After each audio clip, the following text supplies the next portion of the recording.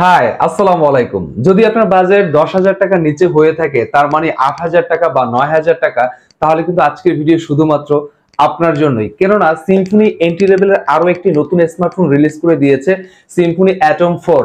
So এই ফোনটির ভালো দিক, মন্দ দিক, সব দিক নিয়ে আজকে আমরা আলোচনা করব। সো নতুন হলে সাবস্ক্রাইব করতে ভুলবেন না, পাশে থাকা বেল বাটন প্রেস করে দিবেন। যদি ভিডিও কাজের মনে হয় লাইক দিয়ে সাথেই থাকবেন। অলরাইট, সো আমরা বক্সের দিকে যদি তাকাই, ইনবক্সে তারা কি কি দিয়েছে, একটি স্মার্টফোনে যাবতীয় যা যা দরকার সবকিছুই দিয়ে দিয়েছে সিম্ফনি অ্যাটম 4 এই স্মার্টফোনটির মধ্যে, মানে এ টু জেড সবকিছুই আপনি পেয়ে যাবেন। সো নতুন করে আনবক্স করে আপনাদের মূল্যবান সময় নষ্ট করতে চাচ্ছি না। সো চলেন আমরা স্মার্টফোনে চলে যাই। আসলে সিম্ফনি অ্যাটম 4 8,690 টাকায় কতটুকু পারফেক্ট আপনার জন্য। তো সিম্ফনি অ্যাটম 4 এই স্মার্টফোনটি যদি আমরা ব্যাক প্যানেলের দিকে তাকাই, আসলে সিম্ফনির প্রিভিয়াস ফোন এবং রিসেন্ট যেই ফোনগুলো আমরা দেখতে পাচ্ছি সবগুলো কিন্তু ব্যাক প্যানেলে আমরা 2.5D গ্লাস পাচ্ছি। সো এই গ্লাস ফিনিশিংটা এখানেও দেওয়ার চেষ্টা করেছে, একদম সলিড গ্লাস ফিনিশিং আপনি পাবেন, বাট গ্লাস না, প্লাস্টিক পলিকার্বনেট ফাইবার। নরমালি যে স্ক্র্যাচ করবে না, স্ক্র্যাচ রেসিস্ট্যান্ট, এবং সানলাইটে যখন যাবেন খুবই গ্লোসি হবে, খুবই শাইনিং হবে ফোনটি। যখন আপনার দূর থেকে এই ফোনটি কেউ দেখে কেউ বলবে না এটি 10,000 টাকার নিচের একটি স্মার্টফোন। বাট মন খারাপের বিষয় হচ্ছে এখানে প্রচুর পরিমাণে আঙ্গুলের ছাপ পড়ে যাবে, মানে ফিঙ্গারপ্রিন্ট দাগ পড়ে যাবে। সো অবশ্যই আমি বলবো আপনার কাঙ্ক্ষিত যে ব্যাক কভারটি রয়েছে অবশ্যই সেই ব্যাক কভারটি ইউজ করবেন। এছাড়াও ব্যাক প্যানেলে স্ক্র্যাচ পড়ে যাওয়ার সম্ভাবনা অনেকখানি বেশি। এবং সাইড ফ্রেমের দিকে যদি তাকাই, সেখানে আমরা সলিড প্লাস্টিক পাচ্ছি, নরমালি যে স্ক্র্যাচ পড়বে না, স্ক্র্যাচ রেসিস্ট্যান্ট। এবং ওয়েটের কথা বললে তুলনামূলকভাবে একটু বেশি ওয়েট আমরা পাচ্ছি, 190 গ্রাম। তার মানে লং টাইম যখন হাতে গ্রিপ করবেন, হাতে ক্যারি করবেন, একটু আপনি বোর ফিল করবেন 10 মিনিট 30 মিনিট পর। সো আমরা যদি একটু ভিতরের দিকে চলে যাই, আসলে ডিসপ্লেটা কেমন ছিল, আমি বলবো এই বাজেট সেগমেন্টের মধ্যে তারা চেষ্টা করেছে ভালো কিছু দেওয়ার, যেমন 6.56 ইঞ্চ এইচডি প্লাস। যদিও বক্সের গায়ে আমরা লেখা দেখতে পাচ্ছি 90 hertz screen refresh rate, but মন খারাপের বিষয় হচ্ছে এখানে 90 হার্টজ এর আমরা কোনো আউটপুট আমরা পাচ্ছি না। এখানে আমার কাছে মনে হচ্ছে রেগুলার রিফ্রেশ রেট তারা দিয়েছে। সো টাচ রেসপন্স মোটামুটি চালিয়ে নেওয়ার মতো ছিল যদি আমরা 8,000 টাকার কথা মাথায় রাখি। সো প্রাইস ভার্সেস যদি ডিসপ্লের দিকে তাকাই, মোটামুটি চালিয়ে নেওয়ার মতো এভারেজ একটি আমরা ডিসপ্লে পেয়েছি। ব্রাইটনেস এর কথা বললে, সানলাইটে যদি আপনি কাজ করেন অবশ্যই আপনার ব্রাইটনেস নিয়ে স্ট্রাগল করতে হবে। এবং সিম্ফনি অ্যাটম 4 এর এক পাশে যদি আমরা তাকাই, তাহলে আমরা পাচ্ছি পাওয়ার বাটন, আর যেটি পাওয়ার বাটন সেটি কিন্তু side mountain fingerprint sensor. So 8,690 টাকায় সাইড মাউন্টেন ফিঙ্গারপ্রিন্ট সেন্সর, এটা কিন্তু নিঃসন্দেহে চমৎকার একটি বিষয়। এবং সাইড মাউন্টেন ফিঙ্গারপ্রিন্টটি মোটামুটি চালিয়ে নেওয়ার মতো রেসপন্সিভ ছিল, মাঝে মধ্যে রেসপন্স করতে একটু সময় তারা নিয়েছে। উপরে আমরা পেয়ে যাচ্ছি ভলিউম লকার, এবং ভলিউম লকারের একদম শেষের ভাগে যদি আমরা তাকাই উপরের দিকে, তাহলে সেখানে আমরা কিছুই পাচ্ছি না। অপোজিট সাইডে আমরা পেয়ে যাব সিম ট্রে, যেখানে আপনি দুটি সিম ইউজ করতে পারবেন। যদি আপনি চান এক্সট্রা এসডি কার্ড ইউজ করতে, তাহলে সেটাও পারবেন 256 জিবি পর্যন্ত।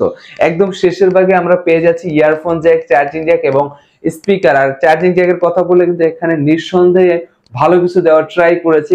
ইউএসবি টাইপ সি পোর্ট পাচ্ছে, যেখানে এই সময় এসেও 10,000 টাকার কিন্তু অনেক ব্র্যান্ড আপনাকে ইউএসবি বি পোর্ট দিচ্ছে। সো এখানে আমরা টাইপ সি পোর্ট পাচ্ছি, নিঃসন্দেহে চমৎকার ছিল বিষয়টি।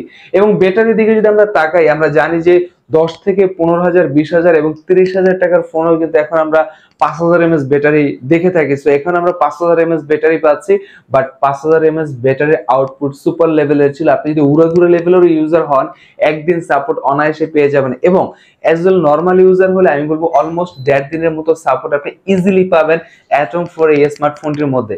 আর এই 5,000 mAh ব্যাটারিকে টেক কেয়ার করার জন্য সাথে তারা দিচ্ছে 10 ওয়াটের চার্জার।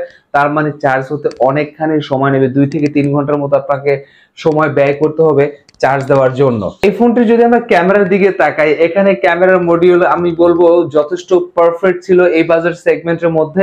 এখানে ট্রিপল ক্যামেরা সেটআপ দিচ্ছে। মেইন যে শুটার সেটি হচ্ছে 8 মেগাপিক্সেল, আর 8 মেগাপিক্সেলের আউটপুট মোটামুটি চালিয়ে নেওয়ার মতো ছিল। তারপর আমি বলবো 8,000 টাকা 9,000 টাকার মধ্যে এখানে ক্যামেরা ইমপ্রুভমেন্ট আরেকটু দরকার ছিল, বাট সানলাইটে যদি আপনি ছবি তুলেন সেই ছবিগুলো ইজিলি আপনি কাজে লাগাতে পারবেন। এবং সেলফি ক্যামেরার দিকে যদি আমরা তাকাই, এখানে আমরা পাচ্ছি 5 মেগাপিক্সেল।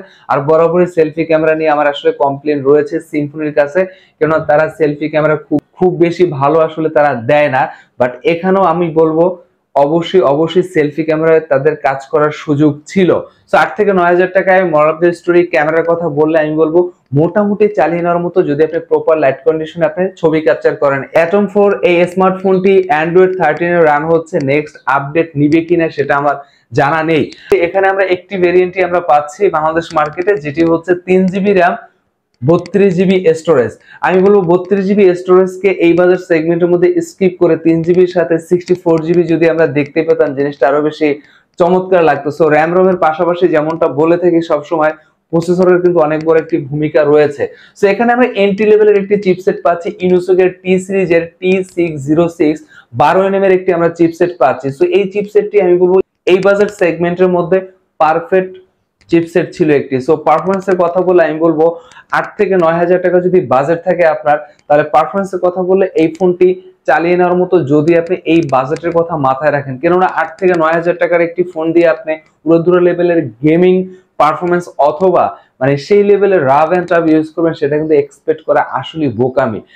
সো এন্ট্রি লেভেলের ফোন থেকে আমরা যা যা এক্সপেক্ট করি সবকিছু কিন্তু ফুলফিল করার চেষ্টা করেছে সিম্ফনি অ্যাটম 4 এই স্মার্টফোনটি।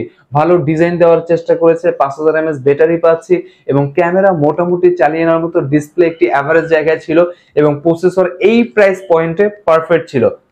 সো সবকিছু মিলিয়ে সিম্ফনি অ্যাটম 4 আপনাকে একটি প্যাকেজ দেওয়ার চেষ্টা করেছে। এরপরে যদি কোনো কমেন্ট থাকে বা হচ্ছে কোনো ইনকোয়ারি থাকে, অবশ্যই কমেন্টের মাধ্যমে জানাতে ভুলবেন না, সেখানে আরো ডিটেইলে আমরা ক্লিয়ার করে দেওয়ার চেষ্টা করব। আসসালামু আলাইকুম।